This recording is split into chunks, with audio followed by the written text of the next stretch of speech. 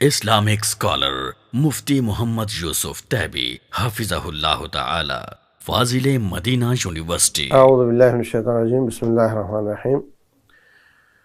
آج ہمارے ساتھ 10واں پارہ ہے اور اس میں سورہ انفال کا کچھ حصہ ہے اور کچھ سورہ توبہ ہے۔ تو سورہ انفال میں جو آیات ہیں ان میں مجاہدین کے کچھ تربیتی چیزیں ہیں، اس کے کچھ آداب ہیں۔ نمبر 1، اذا لقیتم فئۃ فاثبتوا، جب تم کافروں سے لڑو تو ڈٹ جاؤ، بھاگو نہیں۔ واذکروا اللہ کثیرا، اللہ کو بہت زیادہ یاد کرو، اور اطیعوا اللہ و رسولہ، اللہ اس کے رسول کی بات مانو۔ تو جو امیر اس وقت نبی صلی اللہ علیہ وسلم ہی امیر تھے اور وہی رسول، تو ذرا سی احد میں ان کی بات میں تھوڑی سی فرق آ گیا، کچھ صحابہ اکرام نے اجتہاد کر لیا تو اتنا زیادہ نقصان ہو گیا تھا، 70 صحابہ شہید ہو گئے اور آپ کا ماتھا مبارک پھوٹ گیا، آپ کا دانت مبارک ٹوٹ گیا۔ تو یہ جب جنگیں ہو رہی ہوتی ہیں اس وقت غلطی کی گنجائش کم ہو جاتی ہے، تو اس لیے وہ پاک باز لوگ، نیک لوگ، ہر بات ماننے والے لوگ، ایک بات میں تھوڑی اونچ نیچ ہوئی تو اتنا نقصان ہو گیا۔ تو روٹین میں بھی اطاعت کرنی چاہیے اللہ اس کے رسول کی اور اپنے حکمران کی، لیکن جب جنگی حالات ہوں تو پھر اس کی اہمیت اور بڑھ جاتی ہے۔ اور وَلَا تَكُونُوا كَالَّذِينَ خَرَجُوا مِن دِيَارِهِمْ بَطَرًا وَرِئَاءَ النَّاسِ، مکے والے اپنے ساتھ اضافی جانور لے کر آئے تھے، وہاں جشن منائیں گے، لونڈیاں لے کر آئے تھے، ان کو نچائیں گے، اور تو تکبر کرتے ہوئے آئے تھے۔ تو فرمایا تم لوگ اے مسلمانوں نہ تکبر کرو نہ ریا کرو۔ تو ریا سے بچنا، تکبر سے بچنا، اللہ اس کے رسول کی اطاعت کرنا، ڈٹ جانا اور اللہ کو یاد رکھنا، یہ سب باتیں ان آیات میں مجاہد کی تربیت کے لیے بتائی گئی ہیں۔ اس کے بعد ڈراپ سین ہوتا ہے، دشمن ہار جاتا ہے، تو اللہ فرماتے ہیں وَإِذْ زَيَّنَ لَهُمُ الشَّيْطَانُ أَعْمَالَهُمْ وَقَالَ لَا غَالِبَ لَكُمُ الْيَوْمَ وَإِنِّي جَارٌ لَكُمْ، کہنے لگا شیطان کہ میں تمہارے ساتھ ہوں، کوئی غالب نہیں آئے گا تم پر، تم چلو تو صحیح۔ ان کو لا کر سیڑھی پہ چڑھا کر نیچے سے سیڑھی کھینچ لی۔ فَلَمَّا تَرَاءَتِ الْفِئَتَانِ نَكَصَ عَلَىٰ عَقِبَيْهِ، تو جب آمنا سامنا ہوا تو کہنے لگا مجھے تو وہ لشکر نظر آ رہے ہیں جو تمہیں نظر نہیں آ رہے، میں تو جا رہا ہوں اور تم جانو تمہارا کام جانے۔ تو شیطان کی یہ روش ہر ایک کے ساتھ ہوتی ہے، کوئی چوری کوئی بدکاری وہ اس کو مزین کر کے دکھاتا ہے، جب انسان کر لیتا ہے تو پھر وہ کھسک جاتا ہے، الٹا پچھتاوا لگاتا ہے اور پچھتاوے کے ذریعے پھر مزید گناہ کرواتا ہے۔ اور جب دشمن ہیچ نیچ ہو جائے، اس کی کمر ٹوٹ جائے، فَإِن جَنَحُوا لِلسَّلْمِ فَاجْنَحْ لَهَا وَتَوَكَّلْ عَلَى اللَّهِ، اب اگر وہ صلح کی بھیک مانگتے ہیں، مذاکرات پہ آتے ہیں، تو اب آپ مذاکرات کر سکتے ہیں۔ سورہ توبہ کا آغاز ہے۔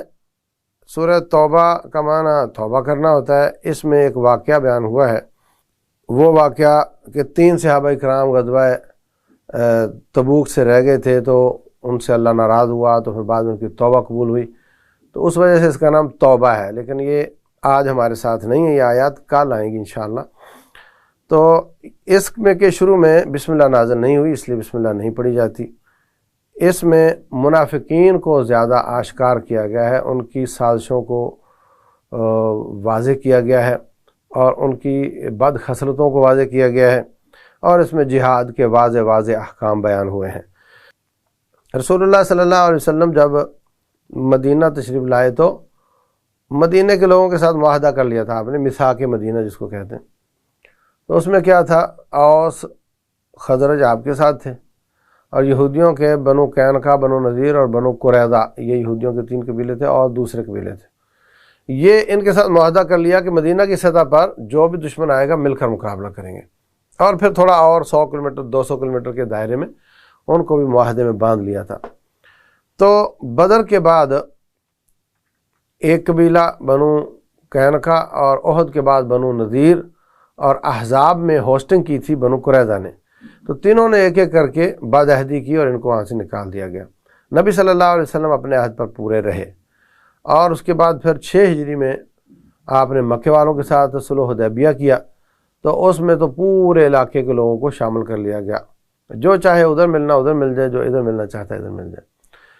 تو فتح مکہ کے موقع پر ہوا یہ تھا کہ بنو بکر مکے والوں کے ساتھی تھے اور بنو خزاعہ وہ مدینے والوں کے ساتھی تھے، دونوں ہی کافر تھے۔ تو مکے والوں نے بنو بکر کا تعاون کیا تو انہوں نے بنو خزاعہ پر حملہ کر دیا۔ یہ بدعہدی تھی، عہد شکنی تھی، غداری تھی۔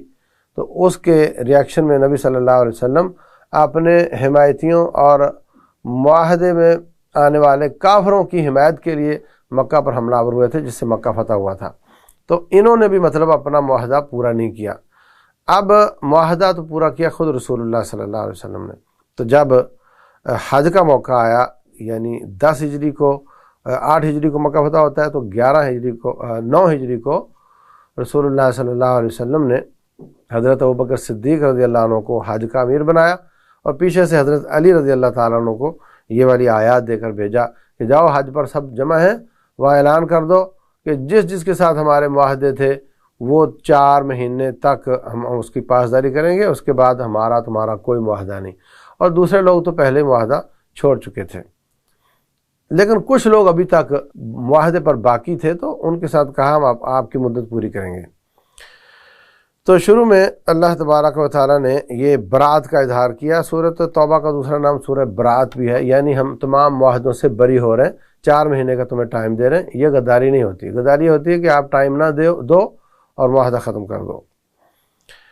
تو جہاد کا حکم دے دیا گیا، ظاہر ہے اب ان سے صلح ختم ہے تو جہاد ہی ہوگا۔ فرمایا ان سے قتال کرو، اللہ ان کو عذاب دے گا تمہارے ہاتھوں سے، ان کو ذلیل کرے گا، اللہ تمہاری مدد کرے گا، اللہ تمہارے سینے ٹھنڈے کرے گا اور ان کے سینوں کو پھوڑ دے گا۔ اسی طرح فرمایا کہ آج کے بعد مسجد حرام میں کوئی نہیں آئے گا، یہ بھی اعلان اسی ضمن میں ہوا، کیونکہ یہ مشرک نجس ہوتے ہیں اور یہ مسجد حرام میں داخل نہیں ہو سکتے۔ اور اگر یہ وَإِن نَقَضُوا أَيْمَانَهُم مِّن بَعْدِ عَهْدِهِمْ وَطَعَنُوا فِي دِينِكُمْ، جن لوگوں کے ساتھ کچھ معاہدے ابھی تک انہوں نے نہیں توڑے تو ہم بھی نہیں توڑیں گے، ان کے معاہدے ان کی مدت تک پورا کریں گے۔ اگر انہوں نے بدعہدی کی تو پھر ان کے ساتھ لڑائی کریں گے، ان کا کوئی عہد و پیمان نہیں ہے۔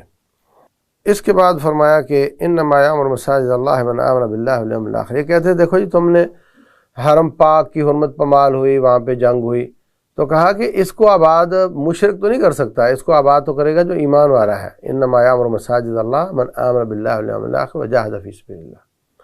تو ایمان اور جہاد والا اس کو آباد کرے تو آباد کاری معتبر ہوگی۔ کیا تم حاجیوں کو پانی پلانے اور مسجد حرام کو آباد کرنے کو ایمان کے برابر اور جہاد فی سبیل اللہ کے برابر سمجھ رہے ہو؟ ایسا ہرگز نہیں ہے۔ اس کے بعد ہوا یہ ایمان کی محبت الگ ہوتی ہے اور آپ کے خون کی محبت الگ ہوتی ہے۔ تو اگر کوئی شخص خون کی محبت کو ترجیح دے اور ایمان کو پیچھے رکھے اور اس وجہ سے جہاد نہ کرے، بیوی بچوں کو چھوڑ کر جانا سمجھ نہیں آ رہا اس کو، تو کہا کہ پھر تم انتظار کرو اللہ کے عذاب کا۔ فرمایا ان کان آباؤکم ابناؤکم، تمہارے باپ، تمہارے بیٹے، تمہارے بھائی، تمہاری بیویاں، تمہارے قبیلے، تمہارے مال، تمہاری تجارت، تمہارے گھر، یہ سب چیزیں اگر اللہ اس کے رسول اور جہاد سے زیادہ محبوب ہے تمہیں، تو پھر انتظار کرو اللہ تعالیٰ کے عذاب کا۔ تو مکہ فتح ہونے کے فوراً بعد حنین فتح ہوئی تھی، تو حنین میں دشمن تھوڑا اور مسلمان زیادہ تھے۔ تو مسلمان کہنے کہ لو یہ تو الٹے ہاتھ کی بات ہے، یہ تو جب ہم تھوڑے تھے تو ہم فتح یاب ہوتے رہے، اب تو ہم زیادہ ہیں، تو یہ تھوڑا گھمانڈ آ گیا، فخر آ گیا۔ اللہ تعالیٰ نے فوراً ان کو سزا دی۔ دشمن دونوں طرف چھپ کر بیٹھا ہوا تھا، جب آپ لوگ گزرے تو اس نے تیروں کی بارش کر دی ایسی کہ وہاں انسان ٹک نہیں سکتا۔ صحابہ کرام ادھر ادھر ہو گئے۔ پھر رسول اللہ صلی اللہ علیہ وسلم اپنی کھچر سے نیچے اترے اور پیدل لڑنا شروع کیا اور فرمایا انا النبی لا کذب، میں سچا نبی ہوں، میں ابن عبد المطلب ہوں، میں نسلی آدمی ہوں، بھاگنے والا نہیں ہوں۔ اور پھر ساتھیوں کو بلایا، پھر وہ بھی سارے آ گئے، تو اللہ نے فتح عطا کی۔ تو اللہ تعالیٰ یہاں بھی ایک ادب بتا رہا ہے، جیسے اوپر گزرا کہ فخر نہ کرو، تکبر نہ کرو، تو یہاں بھی تھوڑا سا تکبر آیا، اللہ نے فوراً ساتھ حساب چکا دیا۔ اس کے بعد اللہ تبارک و تعالیٰ تیسرا آپشن بیان کر رہے ہیں۔ ایک تو یہ کہ آپ دشمن کے سامنے جاتے ہو، وہ کافر ہے تو لڑائی کر رہے ہو، مسلمان ہے تو نہیں کر رہے ہو۔ اب تیسرا آپشن دے رہا ہے اللہ تعالیٰ کہ اگر وہ اپنے کفر پر رہنا چاہتے ہیں اور اپنے بیوی بچوں کو غلام لونڈیاں ہونے سے بچانا چاہتے ہیں، اور وہ پیسے کو غنیمت بننے سے بچانا چاہتے ہیں، اپنی زمینیں بچانا چاہتے ہیں، اور وہ کفر پر بھی رہنا چاہتے ہیں، تو اس کی ایک اور شکل یہ ہے کہ وہ اپنے سیکورٹی کی فیس دیں، جزیہ دیں، مسلمان حکمران رہے گا اور وہ اس کے ماتحت ہوں گے، مسلمان ان کی حفاظت کریں گے اور ان کو اپنی عبادت کی اجازت دیں گے، اور وہ مسلمانوں کی سیکورٹی کی بنیاد پر ان کو اس کا جزیہ ادا کریں گے۔ تو یہ تیسرا آپشن ہے۔ جو لوگ کہتے ہیں کہ اسلام جبر سے پھیلا ہے، یہ غلط بات ہے۔ جب اسلام نے یہ آپشن دیا ہوا ہے کہ آپ مسلمان نہیں ہونا چاہتے ہو نہ ہو، لیکن پھر آپ کو وہاں پہ، اور ہمارے ہاں جو ملک ہیں یہ جتنے ٹیکس لیتے ہیں جزیہ سے کم ہوتا تھا، مسلمان ملک بھی لے رہے ہیں، کافر ملک بھی لے رہے ہیں، آپ کافروں کے ملک میں جا کر رہیں وہ بھی لے رہے ہیں آپ سے، تو وہ ایک ٹیکس کی شکل تھی۔ جہاد کا مقصد بیان کیا گیا ہے کہ اللہ تعالیٰ وہ ہے جس نے اپنے نبی کو سچا دین اور ہدایت دے کر بھیجا تاکہ اس کو سارے دینوں پر غالب کر دے۔ تو یہ ہمارا ویژن ہونا چاہیے زندگی کا۔ نبی صلی اللہ علیہ وسلم کی زندگی کا ویژن اسلام کا غلبہ ہے، تو ہمارا بھی وہی ہونا چاہیے۔ اگر ہماری نماز ان کی نماز جیسی ہونی چاہیے تو ہمارا ویژن بھی ان کے ویژن جیسا ہونا چاہیے۔ اس کے بعد فرمایا کہ اللہ کے نزدیک 12 مہینے ہیں اور ان میں سے 4 حرمت والے ہیں۔ رجب الگ ہے اور باقی ایک محرم ہے اور ایک ذی الحجہ ہے اور ایک ذی القعدہ ہے، یعنی ذی الحجہ سے ایک بعد اور ایک پہلے، 3 یہ اور رجب الگ سے، یہ 4 مہینے حرمت والے ہیں۔ ان میں روٹھے لوگوں کو منانا، لڑائیاں ختم کرنا، جو لڑائی پہلے سے حملہ آور ہو اس کا دفاع کرنا جائز ہے، لیکن نئی لڑائی شروع کرنے کی اجازت نہیں ہوتی۔ تو وہ لوگ بڑے پریشان رہتے تھے، ان کے روڈ بلاک رہتے تھے، دشمن کا خطرہ رہتا تھا، ہر شخص پریشان تھا، تو یہ 4 مہینے ان کو مل جاتے تھے، اس میں تجارتیں کرتے اور اپنے کام درست کر لیتے تھے۔ تو اسلام نے بھی اس 4 مہینوں کو قائم رکھا۔ کافر ان میں سے تبدیلی کرتے تھے، اسلام نے وہ تبدیلی منع کر دی اور یہ مہینے فکس کر دیے۔ اس کے بعد زکوٰۃ کے 8 مصارف بیان ہوئے ہیں۔ انما الصدقات للفقراء والمساکین، صدقات کا لفظ بول کر زکوٰۃ مراد لیا۔ اگر واجبی زکوٰۃ ہو تو اس کے 8 مصارف ہیں، اور اگر زکوٰۃ نہ ہو، صدقہ ہو، یعنی اپنی مرضی سے پیسہ دینا ہو، تو اس کے مصارف کوئی نہیں ہوتے، آپ جس کو چاہیں دے سکتے ہیں۔ یہ جو 8 مصارف ہیں وہ کیا ہیں؟ نمبر 1 فقیر مسکین۔ فقیر وہ ہوتا ہے، مسکین وہ ہوتا ہے جس کا گزارا چلتا ہو، کمایا کھا لیا اور بس۔ فقیر وہ ہوتا ہے جس کا گزارا بھی نہ چلتا ہو، مقروض ہو گیا ہو، تو ان پر زکوٰۃ لگتی ہے۔ فقیر مسکین، زکوٰۃ اکٹھی کر کے لا کر دینے والے، ان کی تنخواہیں۔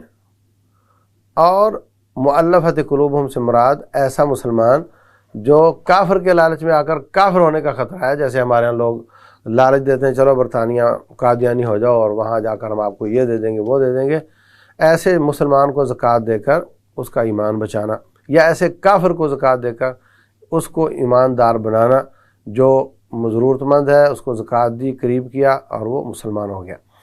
لیکن اگر زکوٰۃ دی جائے اور دعوت کا پروگرام کوئی نہ ہو تو پھر مسلمانوں کو ترجیح دینی چاہیے، اور پھر ان سے دوستی لگانے کا بھی کوئی فائدہ نہیں۔ ظاہری دوستی، اچھا سلوک یہ ہو سکتا ہے تب جب آپ ان کو دعوت دینا چاہتے ہیں۔ اس کے بعد فقیر مسکین، عامل اور مؤلفۃ قلوبہم، غلام آزاد کرنا، اور جس کو چٹی پڑ گئی، مثلا آپ نے کسی کی ضمانت دی، وہ بھاگ گیا، پیسے آپ کو دینے پڑ گئے، تو یہ زکوٰۃ سے دیے جا سکتے ہیں۔ اسی کے بعد وہ فی سبیل اللہ میں حاجی اور مجاہد آتے ہیں، ان کو دی جا سکتی ہے۔ اور آخری ہے مسافر، گھر میں اگرچہ وہ پیسے والا تھا لیکن آج وہ مسافر ہونے کی وجہ سے پریشان ہے تو اس کو دیا جا سکتا ہے۔ یہ ہیں جن پر زکوٰۃ دی جا سکتی ہے۔ اس کے علاوہ بیت المال کے مال سے جہاں پہ غنیمتیں بھی آ رہی ہیں، جزیہ بھی آ رہا ہے اور نفلی صدقے بھی آ رہے ہیں، زکوٰۃ بھی آ رہی، وہاں سے عمر بن خطاب رضی اللہ عنہ نے مسجد نبی بنوائی تھی، لیکن ڈائریکٹ مسجد کو زکوٰۃ دیں تو یہ اس کے 8 مصارف میں سے نہیں ہے۔ اس کے بعد آ جاتا ہے منافقین کا یہ آیت نمبر 73 سے 93 تک منافقین کی باتیں، اے نبی کفار اور منافقوں کے ساتھ جہاد کرو، ان پر سختی کرو، اور ان میں سے کسی مرد کے مر جانے پر اس کا جنازہ نہ پڑھو، اس کی قبر پہ کھڑے نہ ہو۔ اور یہ تھا رئیس المنافقین عبداللہ بن ابی، اس کا آپ نے جنازہ پڑھا تھا، اللہ نے منع کر دیا، اور آپ نے اس کے لیے استغفار کیا تھا، اللہ نے فرمایا تو 70 بار بھی استغفار کرے میں نے اس کو معاف نہیں کرنا۔ اس کے بعد آخر میں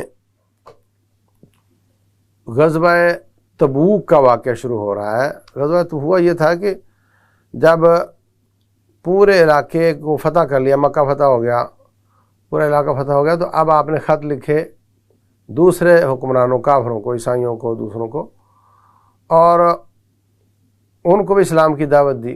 تو پتہ چلا کہ عیسائی جو ہیں وہ مدینے پہ حملہ کرنا چاہ رہے ہیں، تو رسول اللہ صلی اللہ علیہ وسلم نے ایمرجنسی حکم دیا کہ نکلو، پیسہ ویسا تھا نہیں، بڑی پریشانی تھی، فصلیں پک گئی تھیں، اتارنے کا وقت تھا، تو کہا نہیں کچھ نہیں کرنا، اب نکلو۔ تو اس میں شدید گرمی تھی، آپ اپنے ساتھیوں کو لے کر نکلے اور تبوک میں جا کر ڈیرا لگایا، اور دشمن اپنے گھر میں آئے ہوئے نبی صلی اللہ علیہ وسلم کا مقابلہ نہیں کر سکا۔